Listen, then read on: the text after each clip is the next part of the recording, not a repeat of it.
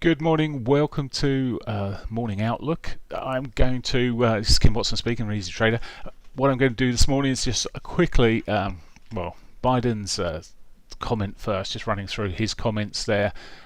It looks like, the market had already priced in what he was going to ask for. It's quite interesting this morning looking at some of the big banks, Goldman Sachs there, suggesting that probably only about 1.1 of the 1.9 he's asking for will get through, but it's already priced there. The effects of it are pretty negligible and certainly not helping the dollar at this stage. In fact, more spending is normally negative, dollar negative, if anything, and we'll see how that rolls over. But it's all priced into the market, so little to go on that basis. So let's look at these the technicals. Before I do that, news-wise today, retail sales is the only data that we've got coming out today at 1:30. US retail sales at 1:30. I don't expect much from those. We've seen sort of like 5-10 pip moves of late. Very small volatility, even if they're missing or exceeding expectations. Maybe if we get something significantly exceeding expectations, we get a bit more movement on the dollar. But as I say, being pretty thin. And that leads me to sort of the overall picture, where we're seeing quite a bit of consolidation. This week has been a consolidating week with the euro. We've 1, 2, 3, 4. We're on the fifth day here in quite a range. I mean, okay, the range started on Monday, but it's pitched out of it a little bit yesterday, and it could still look to roll over. So let's go into the technicals proper. And well, what we've got lined up here, technicals proper, and the euro does look like it's going to push down. I was looking at the order book a short while ago. There's some net buy orders, so the support still sits below where it is in all buy orders, but you just got to look at what's actually happening in this market. It is being tested time and time again. When you come down to the 4 hourlies, we've got this sort of line across here, which yesterday had its first tester. Now, you often see this, a first test and pushes up and then can completely reverse. This didn't. It just sort of sat there, which suggests that, okay, it's the first test that knock into those areas. Maybe with what's sitting here, we'll get a continuation. I talked about head and shouldery patterns yesterday, ironically, and you just see this sort of movement here, the head and shoulder there, the head even there. We've developed a sort of a new shoulder here. Maybe it's just going to roll over, whatever. It is still looking relatively soft at the moment. Now, of course, we do see changes coming post 8 o'clock. We see a bit of volatility. We saw it yesterday, but then it carried on selling off for a while through, actually, if I can get this in the right place, it went 6, 7, 8.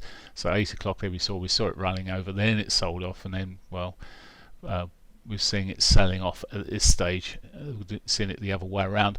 Maybe looking at this market at the moment, a move down towards that. So if you're looking at a day trading point of view only, that 121.16 area with the pivot, the S1 there, and those prior lows could be a target if it, as I say, moves post 8 o'clock. It's just worth waiting for that to see what happens. The pound yesterday made yet another little high there, just pitched up a bit further. Still pretty strong overall. It's outperforming most of the markets at the moment. It's broken. I drew the trend line on here. It's broken through these sort of levels this week, and it's sitting on the more positive sort of area.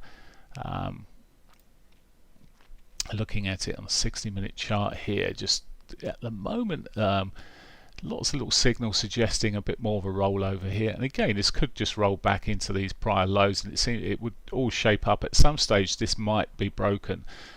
It's not a butterfly pattern as such, but it has got that sort of retracement, push up, pull back, and up again, making a new high, clearing out the stops above.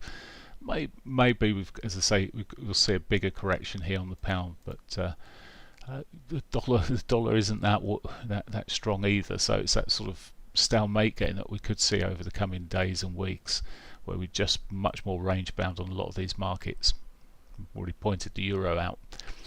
Yen's back to its mean here on the dailies. It's just flying up. It's just wanting to sit on the upper side of the mean line for now. It might roll back again.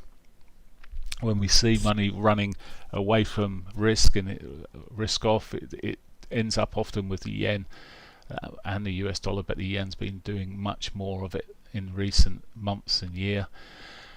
Looking at where things are at the moment, I'd be a little more bearish if we saw a break below the lows here. If we see the break below this prior low here, I'd be a bit more bearish on this today. At the moment, it's just well, as I said, it's just back to its mean.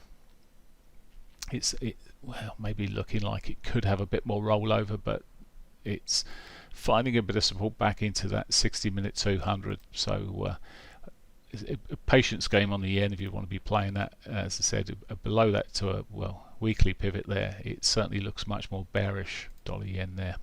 Okay, Aussie dollar. Mentioned this yesterday, a couple of patterns appearing, and well, it pitched back up pretty well into the bodies, prior bodies there. He just ran into the bodies there and found some resistance, but selling off at this stage, looking a little bit softer. There's a couple of trend lines are drawn on here. There's the previous one, the head and shoulder pattern I was referring to yesterday. Well, that developed and broke out there, but it's running back at this stage back to the weekly pivot. Looking at the bigger picture here, though, it has got this series of higher lows, higher highs. They're more significant highs.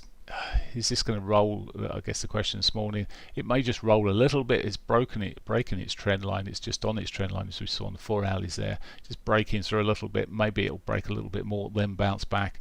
The Aussie's still got scope to push up further. Okay, that's the Aussie. Canadian dollar. Canadian dollar catching a bit of a bounce at the moment. US dollar, Canadian dollar catching a bit of a bounce at the moment here on the dailies. Awesome divergence running across these lows here. It's not really done too much. It had a reaction. It doesn't look like it's diverging. Well, maybe slight divergence on the second one actually. Yeah, it has got a slight secondary divergence here. Maybe we'll see a bit more of a move up there on that Canadian dollar. It's locking in some shorter time positive bars here. Be interesting on this resistance coming in on that weekly pivot. The whole mass of key moving averages there, the 34, the 50, 21, they're all sitting there, maybe providing some resistance just above. Looking here, trend has been solidly down for a good part of this week. Lower highs, lower lows, very clean move, nice channel. A lot of people will be looking at the channel. Maybe if it breaks the channel, we'll see the depth of the channel the other side of this, but it's been in a solid old pattern there. We could, as ever with these channels, sometimes you just see a bit of a breakout and then it just pulls back towards it or in it. Not overly convinced this is over, but as I say, there is the warning signs on the upper time frames. Okay, looking elsewhere in these markets, S&Ps. Now again, consolidation. We're seeing this roll back at the moment. It's just come back to dailies here. Consolidation round the highs. Now it may be. I mean, we're running into Joe Biden getting inaugurated. Is that the right word? Next week. Sorry, I was just thinking of a joke someone had sent me. Then beg your pardon. Sorry. I'm not going to share it with you. The consolidation round here, we could just see continue a bit longer until things are agreed and any additional spending is agreed through, and it could take a couple of weeks at least. So we could just see this consolidate further. The range of it may become bigger. I mean, it's this week where it's finally hit the weekly pivot here. Now it's looking good at the moment for a bit of a bounce off that. So this morning maybe we'll see a bigger bounce, and we could see that bounce coming through the equity markets elsewhere. But in fact, I'm just logging in to see what the European equity markets are doing at this stage. Let's have a quick look. The indices, European, and they're all down slightly at the moment, which is not surprising. This is down slightly as well, so all down at the moment, 0.3, 0.2. So they're not down massive amounts, but slightly down. We could be catching bounces though as we go through the morning. So that's the S&Ps, and the European markets all possibly attuned for a bit more more of a bounce. Okay, gold.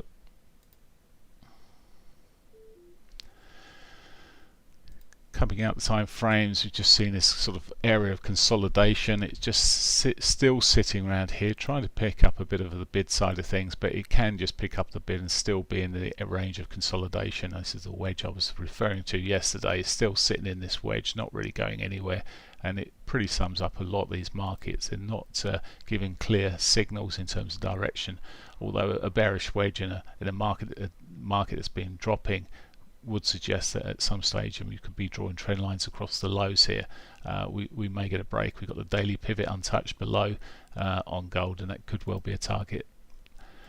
That's gold. Oil.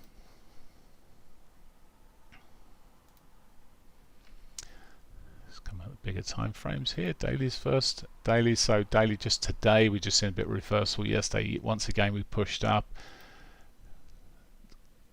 Choppy old market. It did run up later yesterday. In fact, it sort of I was watching this in the earlier afternoon. As I said, I put my preferences to trade post 2 o'clock on Western Texas. We get more solid moves come through so often, and well, it was 5 o'clock I think when that actually eventually kicked off. Yeah, the 5 o'clock candle. It was quite late before it broke that trend, rising pretty close to the highs. It didn't quite make the highs. My old trade would have been just literally trading it back up to those highs and closing the position off, taking the moves as it steps its way up. But I didn't trade this yesterday. It's quite late when it triggered. But at the moment, looking a bit softish. But I wouldn't be surprised again drawing trend lines across the highs here. Later on, if it catches the bid, it may just break through back towards this sort of 53.80, 54 area. Okay, that's pretty much that. Bitcoin, I get told off if I don't look at Bitcoin, so let's have a quick look at Bitcoin here. This is delayed and it's on this my series here, but it did make a decent continuation of that recovery. It was poking in yesterday, just pushed up even further. We're back up to was back up to 40,000 yesterday, and it's just keeping the faith in this for the longer term. I don't come down the time frames too much on this because, as I said, for me, in a lot of traders, it's a long-term trade here, and coming down to 60-minute charts, etc., is just futile. Okay, so still the trend continuing there largely, and making at least a few of our traders very happy at the moment. Right, or quite mildly happy. That's it for me. I wish you a good morning and a good day trading, and I'll catch you back on Monday. Take care. Bye for now.